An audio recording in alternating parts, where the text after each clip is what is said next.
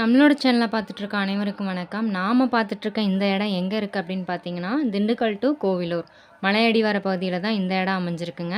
மொத்தம் 2 acre 45 send நிலம் விற்பனைக்குள்ளது.